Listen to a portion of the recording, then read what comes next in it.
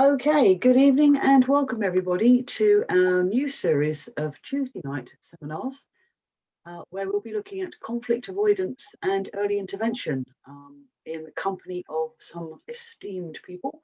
We have Martin Burns, Head of ADR Research and Development at RICS. We have Len Bunton, Dispute Resolution Specialist and Chair of the Working Group of Scottish Construction Industry Stakeholders. And of course, our own Mohammed Haque, Consultant Barrister, adjudicator and quantum expert. As always, if you have questions for the presenters, please use the Q&A or chat facility in the bottom toolbar, and they will happily answer as many of those at the end of the session. And I'm actually going to hand over now to Len Bunton, who's going to chair this evening for us. So Len, it's over to you. Okay, thank you very much. Good evening, ladies and gentlemen. As Julia said, my name is Len Bunton. I'm currently chair of a working group in Scotland that's tasked with the creation of awareness and delivery of the CAP process, and more of that later. Welcome to you all to the first of the 4 seminars on conflict avoidance run by our ICS Dispute Resolution Services in conjunction with Silver Law. And I think it's appropriate to thank Julie for the tremendous work she's put into the organisation and management of this series of seminars. We have 116 delegates on board representing 64 different organisations across the United Kingdom, which is really excellent. Now, details of the other seminars have already been sent to you, but just a bit of a reminder. Tonight's session is on awareness of the CAP process from our 2 presenters. The second seminar is on the 22nd of June. And that will involve a number of individuals who've been involved as CAP professionals who are going to share their experiences. On the 27th of July, we then have a further seminar involving procuring authorities and contractors who have actually experienced the CAP process. And the final seminar on the 21st of September will look at the development of CAP within the different jurisdictions in the United Kingdom. The 2 presenters are Martin Burns, as Julia said, Head of ADR Research and Development with the RICS and also Chairman of the CAP Coalition. And Martin has been very much involved in the development of this process from its inception with the work that the RICS has carried out with Transport for London. More of that to follow. Mohammed Haque is a consultant, a barrister, adjudicator and quantum expert with Silver Law, and an advocate of collaboration in the industry to resolve disputes. Now, during the presentations, if you have any questions, please post these and we will deal with these at the end. This session has been recorded and will be available on YouTube at a later date. And also you'll see on the last slide of Martin's presentation, there are contacts within RICS Dispute Resolution Services who you can follow up if you have any questions. So first up, Martin Burns. Martin, welcome to the session and looking forward to your presentation. Thank you, Len. Just going to bring up some slides, if I may, for a moment. Is that okay? Can people see that? That's good. I'm wearing a jacket, and I just realised it's only the second time I'm wearing a jacket of a suit in the last year and a half. It's been a strange old time, the last year and a half, not being into the office and not being at formal meetings. But I asked Julie this morning as we were getting ready, what's the dress code for this? And she said smart. And I could see Mo's actually done the business there. Len's halfway there, I suppose. I'm not wearing a tie, but I am wearing a jacket. I'm delighted actually to be part of this Silver Law webinar today. I've worked for RICS for over 30 years. It'll be 31 years in July. And all of that time I've worked in this whole area of dispute resolution. And it's only in the last few years that I've got involved working with businesses and the government on this idea that actually dispute resolution, as good as it is, and I'm a big fan of adjudication, arbitration and mediation, all these things, that sometimes it happens too late.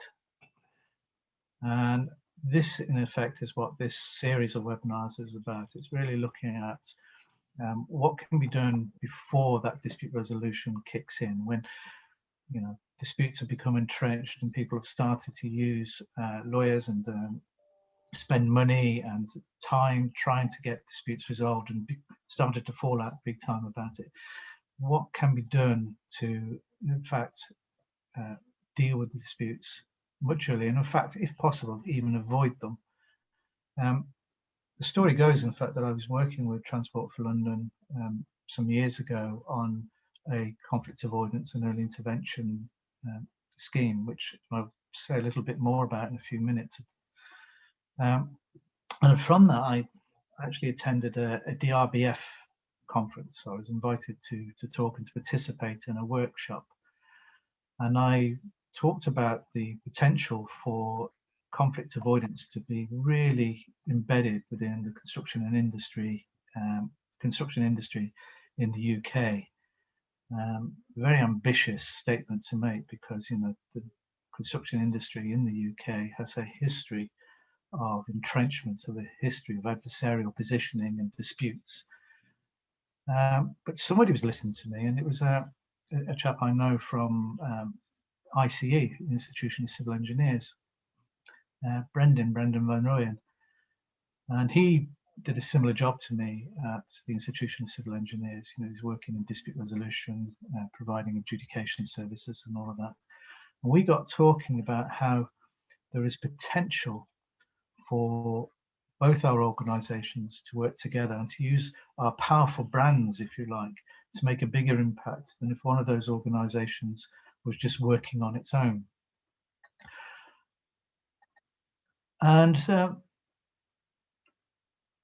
we looked at perhaps getting together and seeing what we could do to influence decision makers and influencers within government and industry. And from that conversation, we sat down and had a meeting. And the next thing we know is a lot of other people had heard about this initiative that RSS and ICE were getting involved with.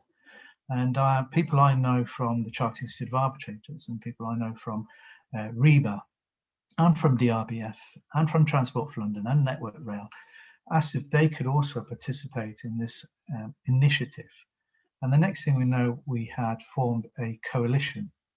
And that coalition is something I'm going to really sort of kind of draw out in a moment, in terms of what it's trying to achieve and what it's trying to move in terms of changing people's attitudes and changing those or challenging those entrenched positions that people have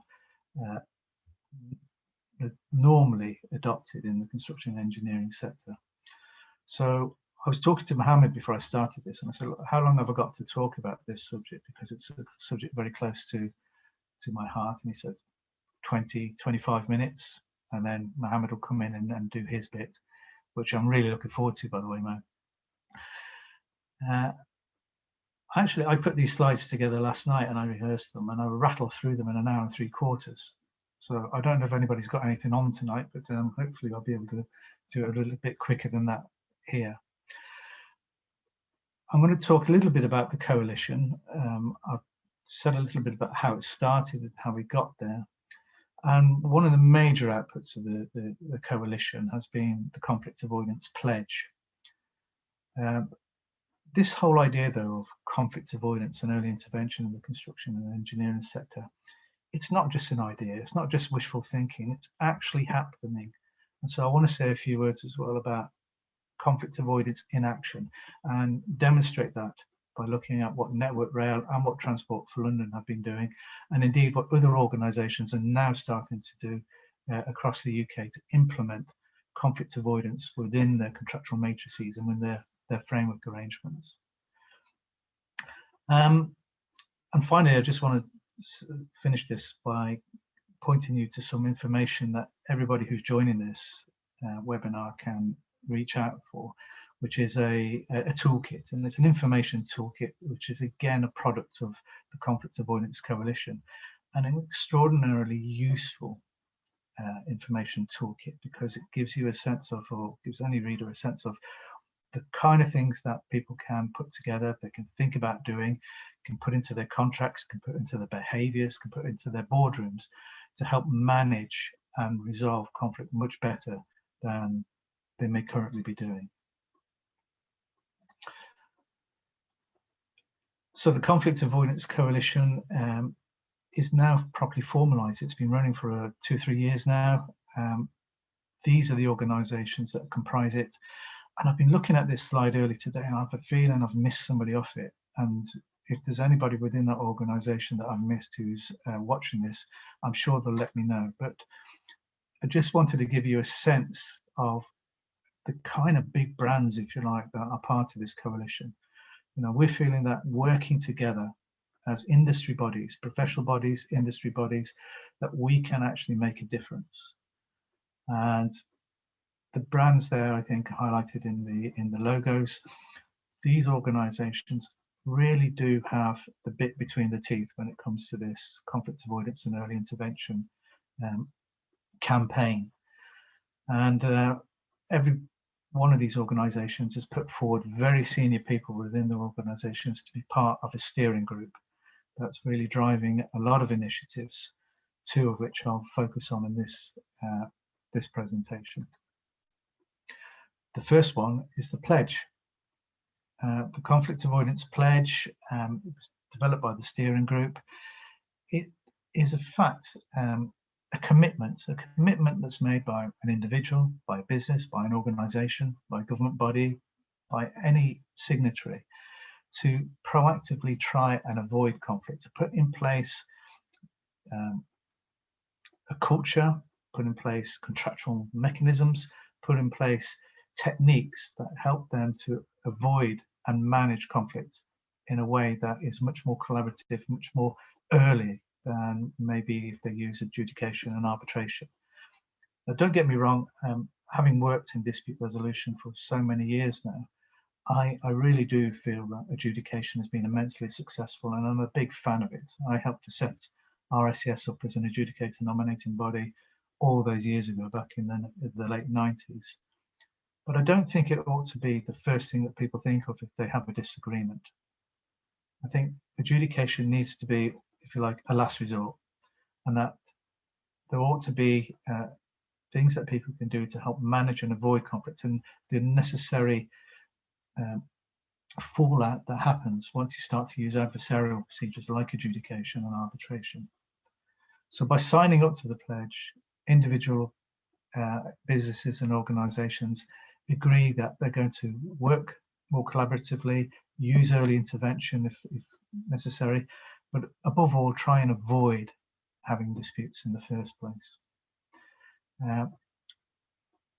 Somebody at RSCS came up with the logo emblem for it as well, and I think it's a very good one, because what it shows is that collaborative effort in the form of chain links, and organisations that sign up to the pledge can use that logo in their literature to signal that they are actually part and parcel of this coalition that we're building.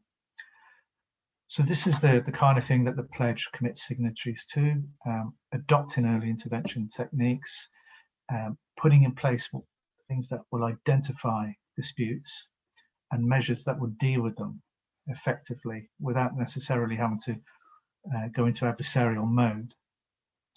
And also, going that next step, and that's working with the industry to promote the whole concept of conflict avoidance and early intervention. We were lucky when we started to formulate this pledge, because within the steering group we had two major industry bodies. We had Network Rail, we had Transport for London, and we had senior project directors drawn from those organisations there. And they were our audience when we were drafting the pledge. And we got to the point where if they were happy to sign the pledge, then surely other organisations would be too. And indeed, both of those are very firm signatories of the pledge. This is a little graph we'll put together just to show how the pledge has been accepted by the industry. It was launched in 2017, and there was initially a big rise in terms of people, organisations signing it. Then it kind of got flat, and then you see a big peak there. What's interesting about that peak is that it kind of represents the beginning, if you like, of lockdown last year. And the truth is, at around about March in 2020, I think there was something in the region of 110, 120 signatories. And in the time since, that has moved very close to 250. And there's something going on within that period of time that's making people think more about the sense of this whole initiative and whether they ought to be part of it. I think it also signals the fact that there has been an immense amount of official support. And when I say official support, I mean from government, from the Cabinet Office, from BEIS, from the Scottish Government, from the Welsh Government, for this pledge and for what it means for the industry and what it means in terms of the long-term strategy for construction and engineering going forward. It occurred to us as part of this coalition that signing the pledge is one thing. Signing the pledge, it says that you commit to proactively trying to avoid disputes and manage them in a way that dealt with them early and effectively and collaboratively. But we realised that just signing the pledge may not be enough. That what can we as a coalition do to help organisations give effect to that commitment that they make when they sign the pledge? And so the coalition has come up with this concept of different levels of pledge signatory, which is bronze, silver, and gold. Bronze simply indicates that an organisation has signed the pledge. Silver takes that next step, and that they actually have taken some formal steps. They may have incorporated a conflict avoidance mechanism within their contracts. And gold goes beyond that. And gold is not only just about organisations that have used conflict avoidance, but they're actually engaging and promoting it and encouraging other organisations to participate. And this is more so for employers. I think you see a lot of employers have the potential to encourage their supply chain to get involved in a different way of working, a different way of dealing with disputes and disagreements.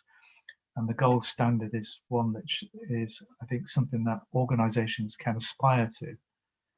And part of the conversation we've been having with government is about how that can be incorporated within the sort of the arrangements that employers have with their suppliers, in terms of, you know, what does a supplier have to demonstrate in order to, if you like, get the job.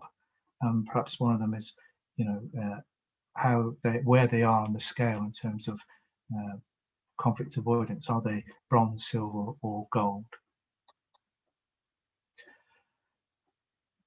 I said a moment or two ago that the whole idea of conflict avoidance and early intervention is not just wishful thinking. It's not just, wouldn't that be a good idea if we did that? What we've seen over the last few years is some major organisations, and the two I've mentioned before in particular, Network Rail and Transport for London, really grasp the bull by the horns here and use conflict avoidance and early intervention techniques within their projects. A few words here about Network Rail. And Network Rail are an absolute key member of the Conflict Avoidance Coalition. And I mentioned the numbers of signatories to the pledge that are there, and a lot of those are suppliers to Network Rail. Stephen Blakey, who is a very active member of the Conflict Avoidance Steering Group, is a project director with Network Rail, has been absolutely key in getting, first of all, suppliers to kind of engage in conflict avoidance and to really support the coalition's work. And Network Rail has also deployed its DAP, its Dispute Avoidance Panel, which is proven to be highly successful as an early warning mechanism. So the DAP process is what it says. It's actually conflict avoidance. It's all about avoidance. It's all about horizon scanning. And Stephen Blakey uses this very useful analogy about how it's about spotting the smoking embers in the grass before it bursts into flame and gets out of control. I think that's such a wonderful analogy that I've pinched it off him so many times. This slide says a few things as well about the effectiveness that Network Rail are attaching to the use of the dispute avoidance panels that they've introduced into their projects. And they're now building on that, and they're working with organisations like Haque to really start rolling it out across the project and supply chain.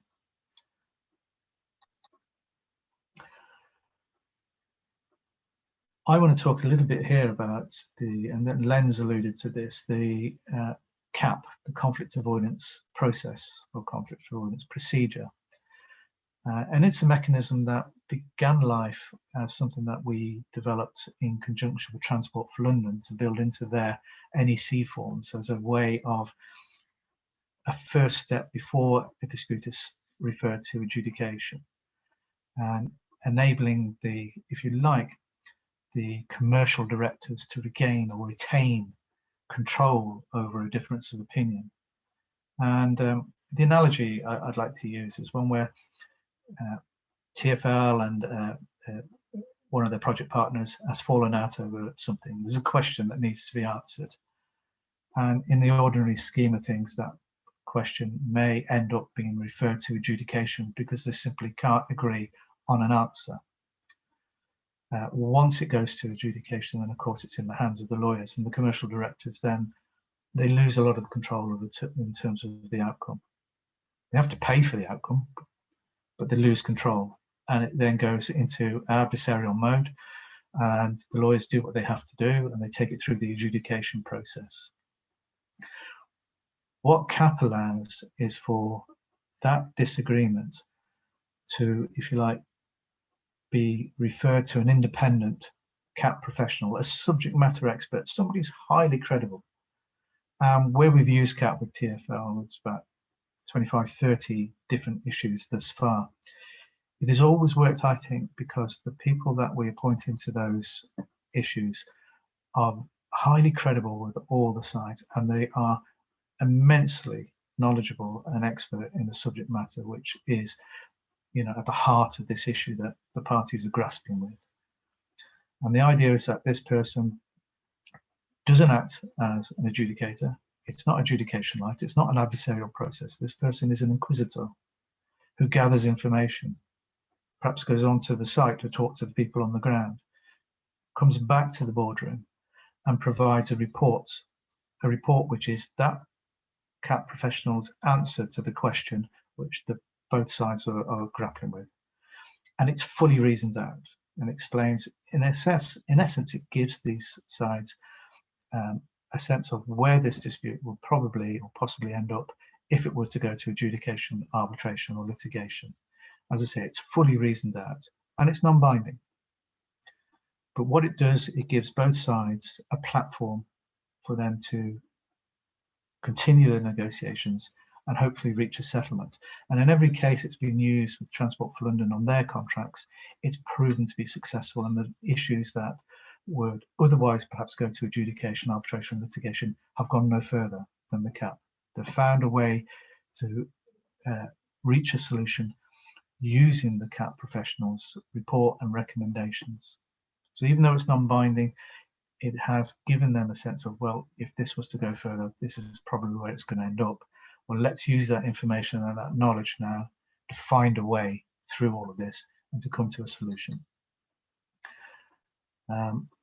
This is just a little bit more information about the CAP process. There will be a couple of more of these webinars going forward over the next few months, where we're going into a little bit more detail. And what we're going to do, in fact, is bring in people who've used processes like CAP to explain their position. So there'll be the practitioner viewpoint, for example, and also the client user viewpoint.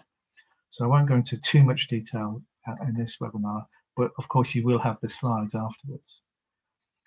Here are some of the real key benefits of CAP. You know, it really is flexible and interesting. I was at a webinar a couple of months ago where there were 5 people, a couple of lawyers, an engineer, two chartered surveyors, all who had acted as CAP professionals in potential disputes. And the way they approached it showed that all of them took a slightly different approach. There was no one model fits all kind of approach. What they did is they listened to what the parties were arguing about.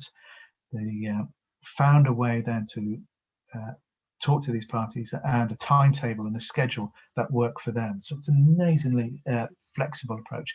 And all those 5 people had done it in a slightly different way, but it was a way that suited the parties in those particular cases. And it's all about working with the parties. It's their resolution at the end of the day. There's nothing imposed on them in the way an adjudication or an arbitration does. It's used early. It allows them then to retain that kind of relationship and to prevent things from escalating out of control. And for that reason, then it preserves that relationship, but it also preserves professional brands and reputations. Cost effective. A number of people ask me, why should I use CAP? I say, well, why not? There's no cost to putting it into your contract, and you don't have to use it. But if you use it, you only pay for it then. And also, in terms of working with an organisation like RSS, what you pay, you already have agreed. So it's not a blank check. It's already as part of the framework. There is a fee scale and an arrangement, so you know precisely what you're letting yourself in for. And of course, the important thing is that parties retain control over the outcome at all times. I'm going to quickly whip through these slides because I really want to hear what Mo's got to say in a moment or two. And I've got, he's only put 3 or 4 slides together, but they're so good, I just want to hear him. Whereas me, I've just put a load of slides together, but of course you can look at those once this is all finished. But there is a great example of Transport for London using conflict avoidance and early intervention through the CAP. What these few slides coming up demonstrate is precisely why they wanted to do it, to avoid that same old, handing things over to the lawyers and they lose control and end up paying 20% more for the project than they originally intended, simply trying to resolve disputes. And they wanted no outstanding disputes at the end of it, and they wanted the project to be delivered on time, on budget, with their project partners getting a decent profit at the end of it. I couldn't resist using this slide, and this is not my slide, it's not an RSS slide, it's one I've pinched from Sue Barrett, who was project director at Transport for London when all of this was set up. But it's a wonderful example, I think, of the impact that a conflict avoidance process can have. And what you have in this slide is a graph that demonstrating over a period of time numbers of compensation events, and then in the brown, those compensation events that actually turn into real life disputes. And then has the introduced collaborative working, much better transparency in terms of how they manage their relationships with their suppliers, and the introduction of the CAP process.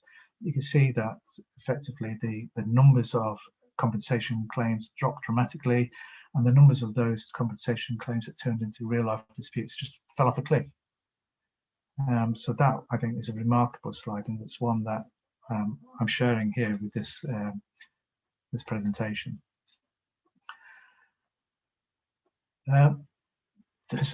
Over the past year in particular, we've seen immense momentum and traction given to this whole idea of conflict avoidance and early intervention. There have been over 240 signatories to the pledge, very close to 250. In fact, they probably have reached 250 as I'm speaking, and I haven't had an update in a couple of days from the person who's looking after that. Network Rail and Transport for London, as I've demonstrated, they use and they actively promote conflict avoidance and early intervention using their DAP and CAP processes. The Welsh Government, which published its 12-point post-COVID recovery plan just recently, included at point 4 of the 12 points encouragement and a little bit more than that, I suppose, for organisations and businesses to sign the pledge. Len, who's introduced us today, is chairing a working group in Scotland that's really started to make some headway with government and industry bodies up there, and organisations like the Scottish Futures Trust and indeed the Scottish Government, really putting their weight behind supporting the whole idea of conflict avoidance and the pledge. The Urban Growth Company has been a massive supporter through Sue Barrett, who's now their project director there, for encouraging organisations and suppliers to sign up to the pledge and to use processes like CAP. The NHS estates in Scotland have actually included CAP now within their contractual arrangements and their frameworks, and they are starting to put together the whole structure of a CAP process for its project portfolio going forward. During the lockdown, the Cabinet Office issued guidance in June last year on responsible behaviour for contracting parties, which expressly encourage parties to sign up to the pledge and to use conflict avoidance procedures and to avoid conflict if possible. The construction playbook, which the Cabinet Office published in December of last year, actually says that local authorities should sign up to the pledge, and some central government bodies as well.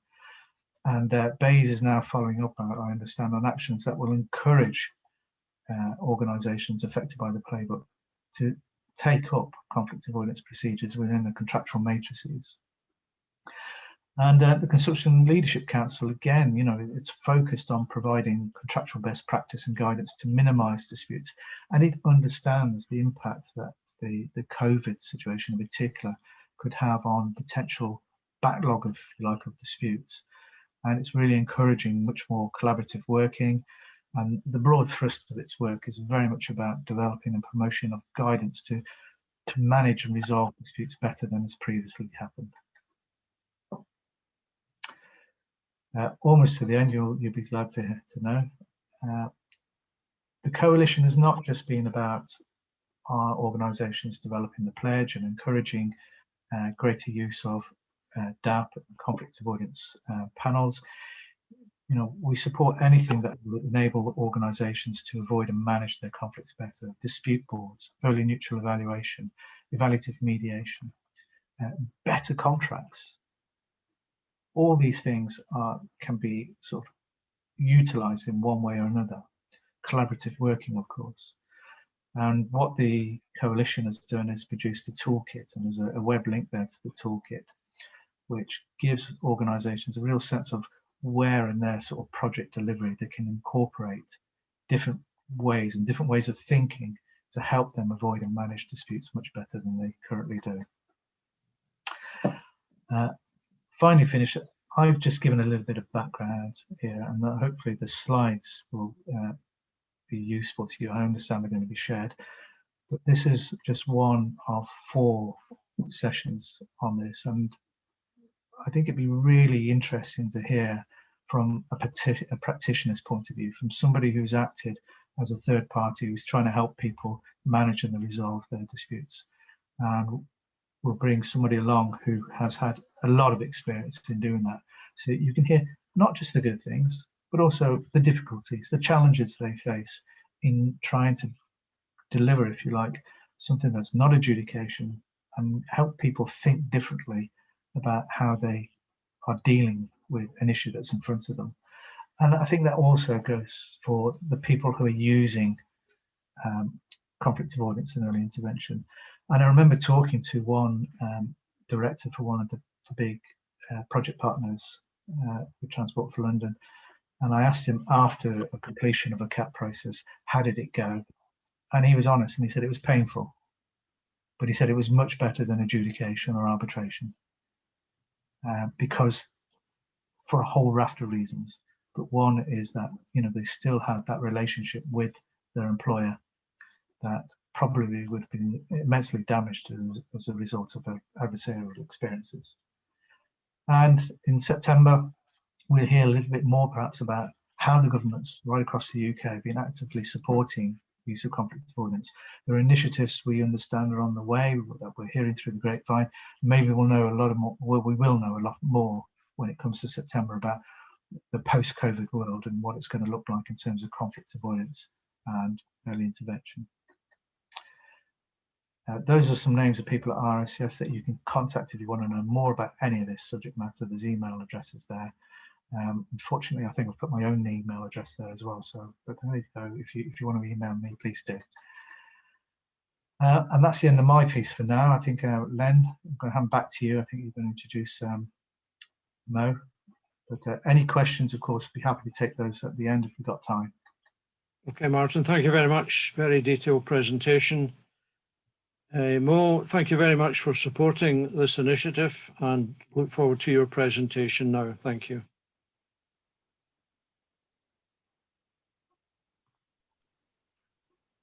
Thanks, Len. And let me just bring in my presentation and start sharing the slides and the screen. I hope you can now see this, the slides I have. Yes, we can. Okay, I will start then. Now this is me, and of course you've seen my face already in this seminar, and I really feel privileged and honored to be part of it. There's no reason to thank me, because compared to what Martin and Len are in this, I'm a novice, but I'm someone who's interested in it and has been in it about more than 25 years, let's put it that way, actively in the construction industry, and not only in England, in other jurisdictions as well.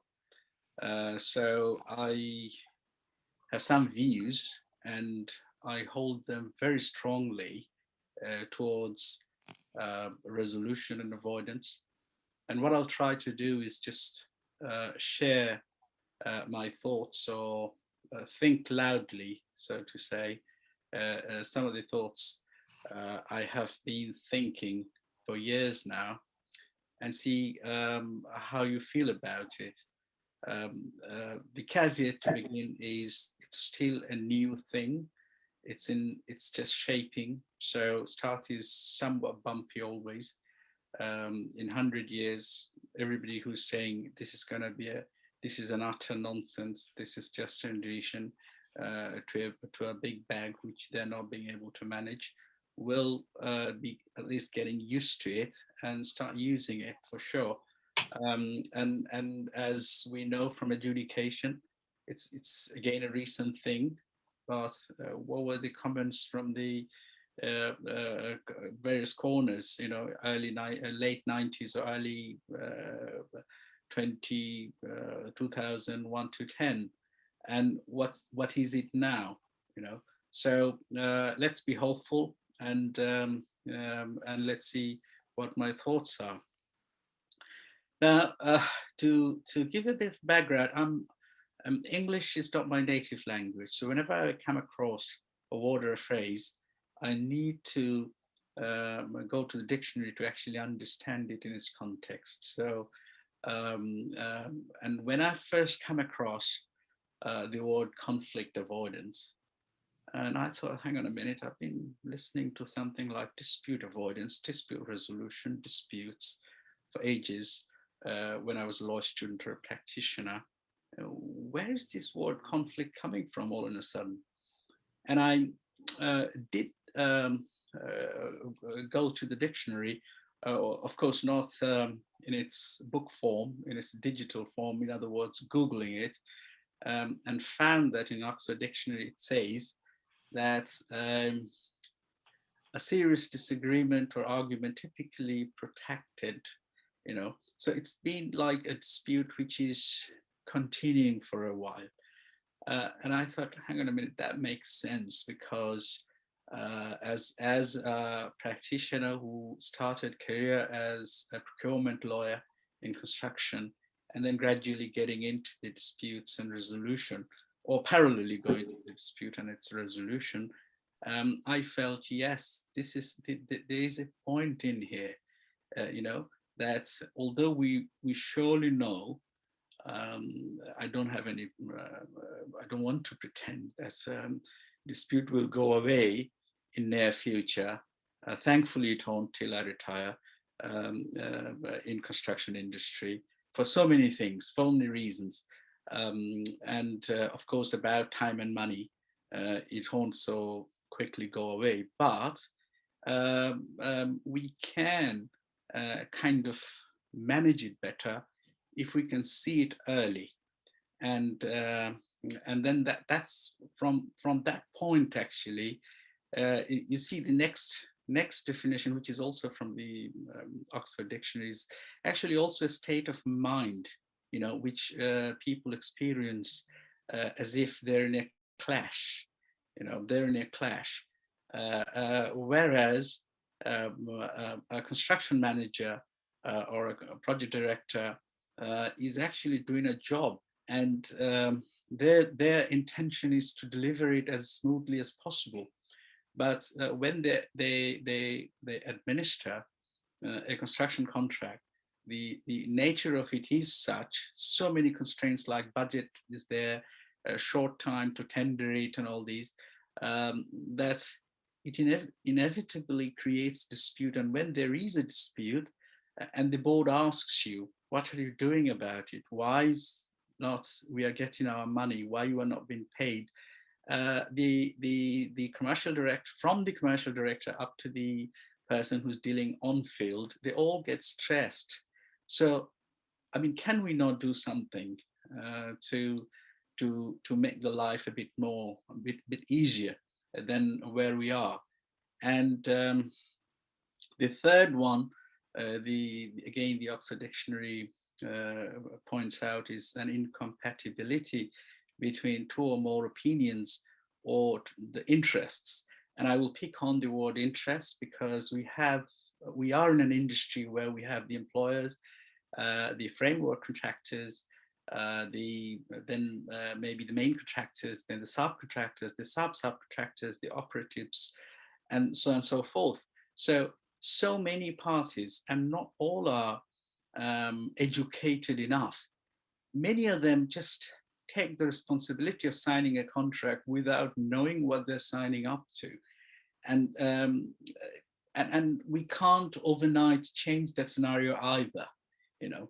And as such, as I say, possibly disputes would still be there, but if we can stop them from getting into or becoming conflicts, would be a great and immediate achievement. And also, the whole thing, the word conflict has, as usual, come from a Latin word, conflictus, which, you like it or not, is something the lawyers love to use, Latin, whenever they can. And at the root, it is a contest. And that's where, I will come back to it later on, a big change is needed. A big change is needed because if we are to collaborate, to agree to deliver a project of construction, then we are not contesting parties. And if we can collaborate rather than contest or getting into or starting with an adversarial attitude, we may gain a little, you know. And when and where does it start? You know, avoiding contest. Of course, when the project is planned, when the terms of the contracts are drafted or framed, and unless we have procedures inbuilt in it in managing disputes at its earliest, we will just leave it for it to enter the formal sort of thing, an article where of the contract where we know they'll be going to arbitration, mediation, neutral evaluation, blah, blah, blah. And then a fight, a contest, a real one, a winning battle starts. And sometimes, most unfortunately, these battles are after the project is over, at least after the practical completion. I'll again get back to it towards my last slide. But earlier we can intervene, better it is. And then the question of avoidance, because it's the phrase conflict avoidance, and we're trying to understand what is it. Avoidance. What is avoidance? Not doing something.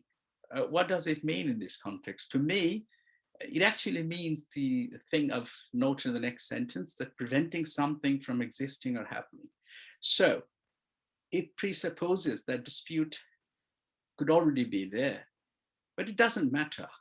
You know, if we can stop it, you know, from moving forward and getting beyond a point of control, you know, I mean, how can a lawyer would really understand the scope and the meaning of the dispute while he was never a party to it when it happened?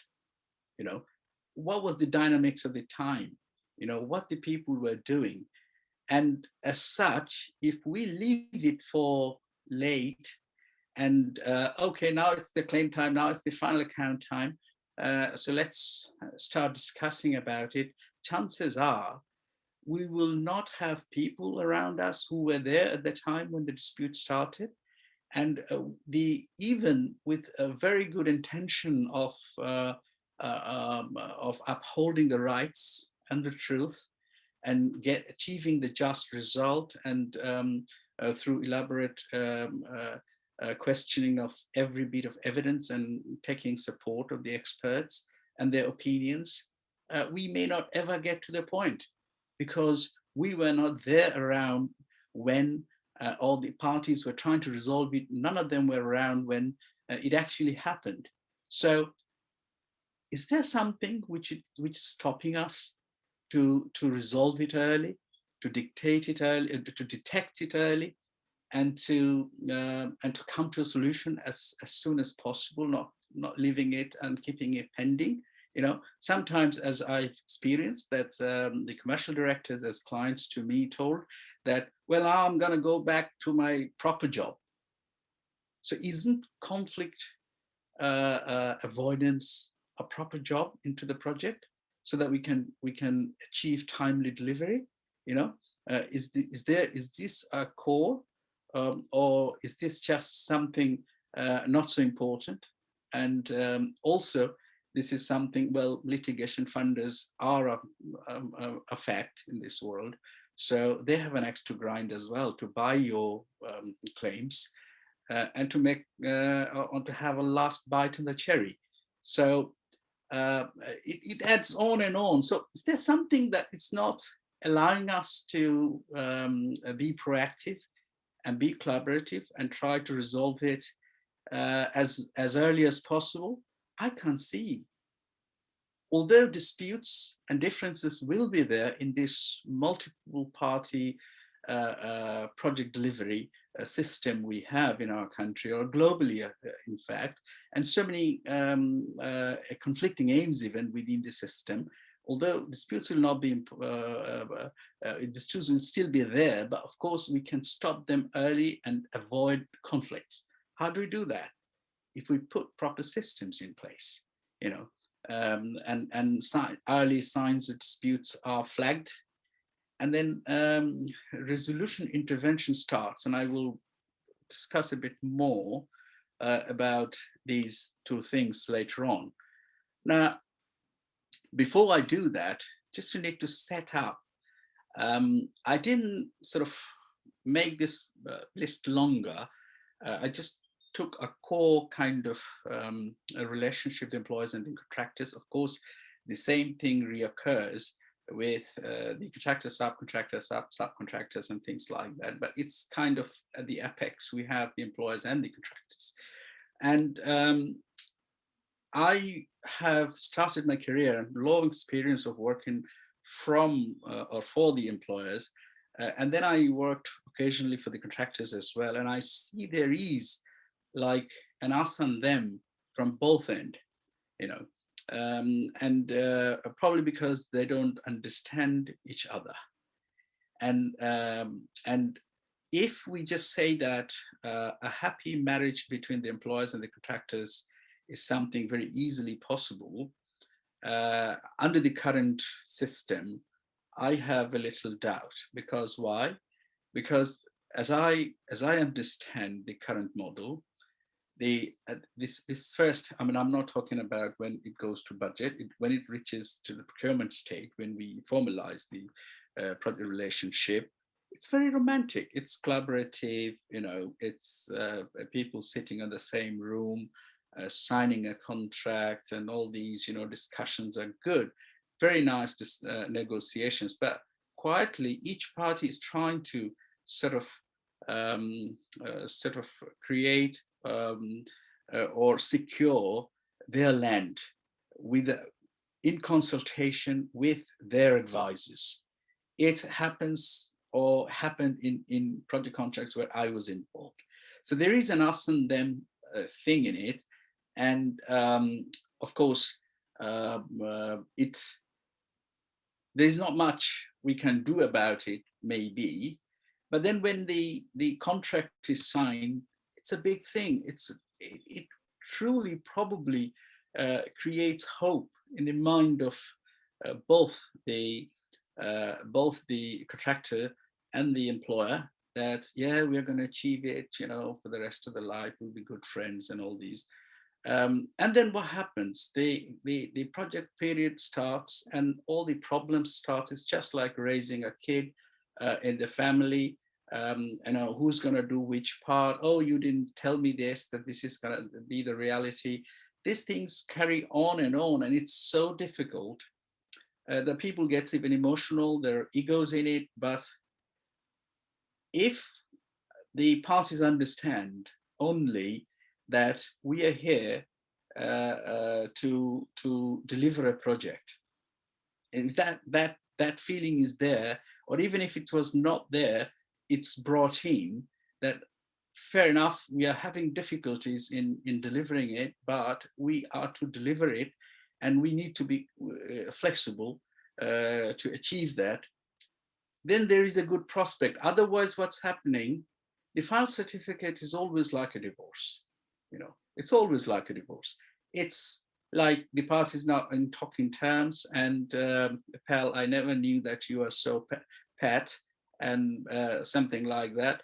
You know, you said so many good things, but now you're saying you have budget problem, this problem, that problem, and this carries on, and then the eyes lights up of the claim consultants that come to us, we'll take you through a process. And so much so that I forgot which edition, but I'm sure I'm quoting right. I'm sorry if I'm not. That was, I'm quoting from the preface of the construction law book of written by Duncan Wallace. And I read that back in 90s. That's why I don't remember which edition it was. And it says clearly, and it's that time it said in its preface, that the actual profit of contractors in a construction project is not from their activities, it's from their claims.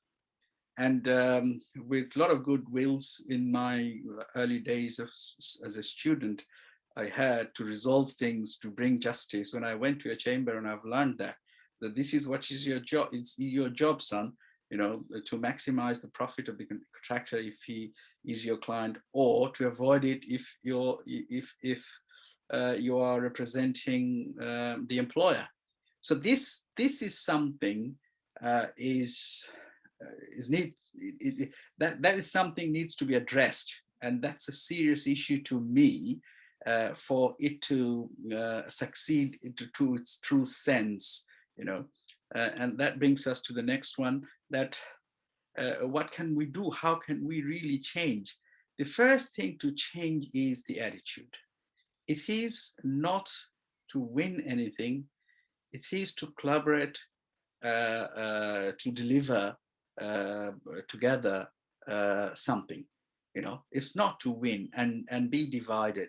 Now, I treat this particular day and time, I treat myself to be very fortunate, because pandemic is there, because we are in post-Brexit. Why I'm saying so, just referring back to Martin's slides, at the top, the government is sincerely hoping that we'll have a less dispute-prone scenario in the industry. So we've got a number of declarations from the government which is helping us to develop that collaborative motive. I know that it started a bit earlier. I know Network Rail have been doing excellent, but now during this pandemic, or almost post-pandemic scenario, or we are in post-Brexit, in anticipation that we'll have more and more disputes within the delivery system because of lack of resources and other things, our challenges are more. So at the top, the government is encouraging it, that please, you know, don't focus on your operation and delivery, don't focus on your conflicts and disputes and get carried away, and don't take it as a tool, you know, of achieving something. So that's something, although it's pandemic, not a good idea or a hazard, or post-Brexit maybe hazard for certain people, but it is an opportunity as well to grab as early and as quickly as possible. And how can we do that? Again, the next important thing is the appropriate distribution of risk. Because to my mind, the budget of the project and the distribution of risk are the two major factors which causes everyone to fight till the end. Provided there is a budget, at one level or another, you might get what you're looking for. Also, provided it's your, and then when something is kind of translated into a contractual document, provided it's not your risk, you always have a chance to get something, you know, or you are not the party who's supposed to bear the cost of the risk, you have a chance to succeed. And sometimes the whose risk is it is not a very clear-cut answer. There isn't a very clear-cut answer. There are practically gray areas, despite we have some books and decisions and thoughts and understanding of it. And that's where the role of an expert comes in. Truly speaking, the role of an expert comes in. And that's where the expert, who's not only an expert into the industry of that type of construction, he's also, if he or she is also an expert in dispute resolution, he might give a light, and he might even give the alternative that, look, you might as well give some of your planned resolution cost to get rid of this, you know, because if you do not resolve it now, what's coming up may be more painful. That doesn't mean that conflict avoidance will not be painful. It equally may be, but maybe it will be a manageable pain, and it'll be a smaller pain to manage, rather than a bigger pain, which may ruin, and it did, something like names like Trillion end of the day, you know.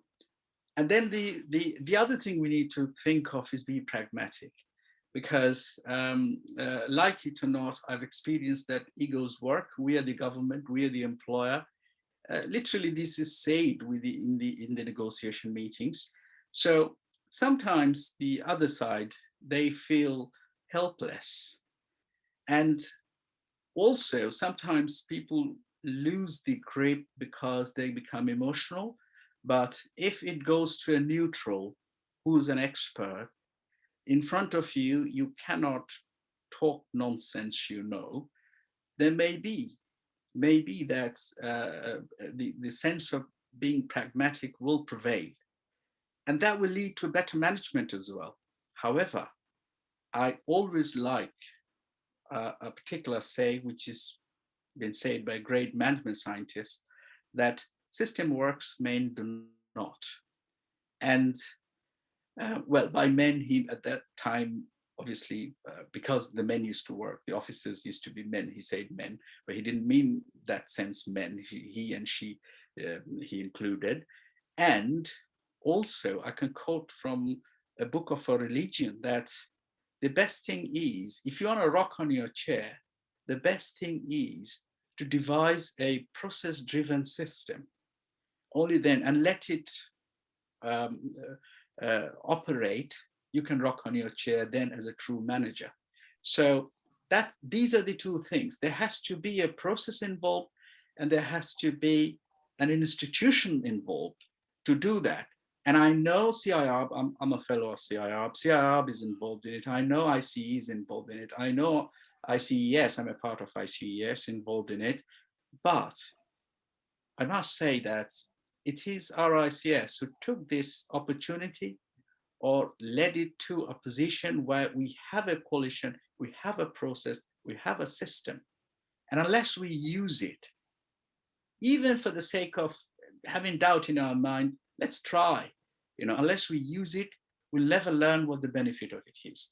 And that's where we have joined together, civil law and RICS, to let whoever possible to know that there is an alternative. Please try this and sign up to it, use it. And by all means, if you don't at the real time, it's not working for you, go away. It's not going to cost you anything. So it's just an attempt to build the awareness. And of course, as I was talking to Martin and Len earlier, that we can only try to drive the horses to the water, but we can't make you drink. It's absolutely your choice. Neither we're trying to do so. And I don't need to go to the next slide because the next parts or the webinars have already been stated by Martin. So I finish here, and Len, off to you. Okay, thank you very much. I think you've both set a very good platform for the seminars to come. I've got a couple of practical points I would like to make, but I see there are two questions in there. If Julie could perhaps read these out for us. Absolutely no problem at all. Okay, the first question is, what is the approximate average cost of a straightforward CAP with perhaps a single question where both parties have a difference of opinion and the CAP professional provides a report or opinion? For me, isn't it? I think that could well be, Martin. That's definitely one for you. One thing I've always known about in my job at RSS and dispute resolution is that parties involved in applying the dispute resolution or conflict avoidance mechanism always need to know two things. One, how much is it going to cost and how long is it going to take? And what I've done in there, Julie, is I've preempted the second question, which is very much about how long is it going to take as well. Look, the answer to that, I think, at the starting point is that the beauty of a process like CAP is that the parties agree beforehand what the rate that they will be charged for CAP will be. So they agree that beforehand, so they can agree an hourly rate for the CAP, they can agree a daily rate, and they can also agree how long they want the CAP to spend. They can estimate the time scale. What was interesting is what we heard from Transport for London, for example, is that if they were using normal adjudication to resolve a straightforward, simple dispute, they could be paying somewhere in the region of £50,000 for that adjudication. And if that dispute got any more complex and went to the other end of the scale, they could easily be paying over £500,000 to get an adjudicator's decision. That's a lot of money. When they averaged out the average cost of the 25-30 CAP processes that they've used thus far, they averaged out the cost of them somewhere in the region of £12,000 per reference to CAP. That's the average. Now that in itself, I think, tells you a lot about how cost effective the CAP process was. And of course, it's paid equally in halves by both sides. So, that again reduces the amount that they'd have to pay. The lowest value one I saw was a CAP process, which actually was done and dusted in a day. The CAP guy met both parties in a boardroom. They discussed the agenda and the timetable. He was somebody who had seen this type of issue so many times before. He talked them through for a couple of hours. They went away for a couple of hours, came back, they had another discussion, and they settled. And the whole thing was done and dusted in about 5 or 6 hours. And it cost us something in the region, well, we're talking hundreds, if just about £1,000, rather than an immense amount of money. I think the longest was something that lasted for a few weeks, but that was an immensely complex problem, which required a whole raft of meetings and that, because it was multi-issued rather than a single issue, and that went into thousands of pounds. But the point I'm making here is that the parties have much more control over the amount or cost of their process than they would have in an arbitration litigation, and they also have control over the timetable, i.e. how long is it going to take. In a simple dispute, the simplest I've come across is one that lasted less than a day and cost each party just a few £100s to get it out of the way. Excellent. Okay, that's fantastic. That appears to be all of the questions we have for this evening. So it just remains for me to thank Mohammed, Martin, and Len for your. Julia, I think Len wants to make some other points as well. Oh, my apologies, Len. I've cut right across you. Thank you. I wonder if I could just mention a couple of things, because they've featured heavily in the work of the Working Party. Number one, and I know Martin supports this, is the criticality of this to the supply chain. The conflict avoidance process is not restricted to the relationship between the employer and the main contractor. It's got to be cascaded right down the supply chain. Now, in the jurisdiction I'm in, all the main construction organisations, the electrical people, Scottish Building, the Federation of Master Builders, they have all signed the pledge. And again, they're providing their membership with information about the conflict avoidance pledge. So this becomes an industry-wide awareness. The second thing I want to pick up is on one of Martin's slides. He mentioned preserving relationships. And again, I think this is an extremely important factor in all of this, because if anybody has been involved in an adjudication during a live construction project, in my experience, relationships never recover from that.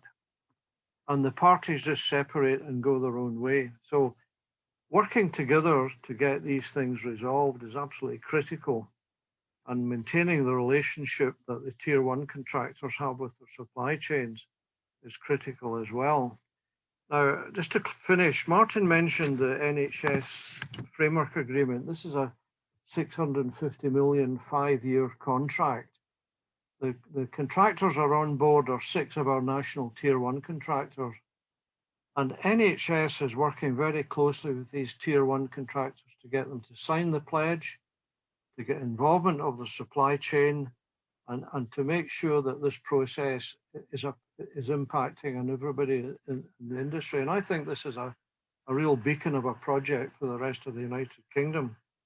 And the person that's driving that is absolutely terrific, his energy, enthusiasm to make this process work. So, you know, we can demonstrate that this is a successful project, is a process, will be a successful and necessary process for the future of the industry in the United Kingdom.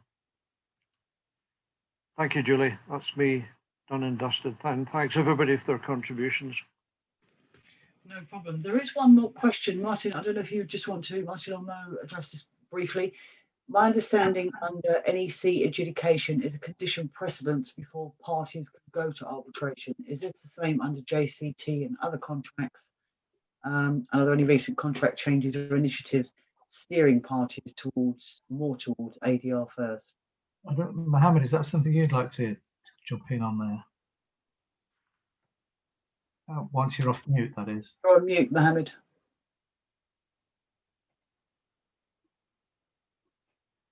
See if I can unmute him. I was, I had to unmute first. Now, I mean, JCT doesn't require you to go to adjudication before going to anything else. But the point is that adjudication is an overriding right of the parties, so they can go to it anytime, even after or before you start an arbitration. And that's, in short, the position is. I know that the NEC kind of makes it a precondition, but not other contracts do, you know, in my knowledge. There might be bespoke contracts which would, but normally not the other ones. No. I think it's important as well, isn't it, Mohammed, to point out that adjudication is a right under the contract. It's not an obligation. So if a party starts an adjudication, then the other party to the contract is bound into the adjudication. True. But it doesn't prevent those parties from agreeing to do something else, such as use a conflict avoidance or a mediation or any other method that helps them to maintain their relationships. So even though adjudication is a right under the JCT forms, it doesn't mean the parties have to use it. Yeah, I mean, that's why I wanted to say that regardless of whether it's JCT, NEC, or any other contract, or even an unwritten contract, you cannot avoid adjudication. That's an overriding right to the parties, but that doesn't limit your hand to collaborate. And it's just like, again, as I was mentioning, that every partner in a relationship has a right to get being divorced, but it doesn't mean that you have to break the family and get through the divorce process. So it's your choice whether you want to love or you want to fight. So yeah, no one can impose onto you. And on that note, Mohammed, thank you very much. As I say, I will try my thank yous again. My apologies, Len, for cutting across you earlier. I'd like to thank very sincerely on behalf of Silver Law, both Martin Burns and Len Bunton, for their time and expertise, and for agreeing to do this with us, and to Mohammed for his time and expertise as always. So thank you to our panel. Thank you to everyone that's attending. This will be available on our YouTube channel, and the seminar notes, the slides that the guys were using are also available. The links will be in the certificate email that comes out post this event. If anyone has any questions, I'll also make sure that should you require it, although Martin's slides did contain his contact details, but Mohammed, Martin and Len's contact details in terms of email will be on the YouTube roundup. Without any further ado, I'll say thank you to everyone. Thank you for joining. Thank you to the guys, and we'll see you all for the next one, the 22nd of June. If you'd like to book a place, email me seminars@silverllp.com. Thank you, everybody. Thank you. Julie. Thanks, Julie.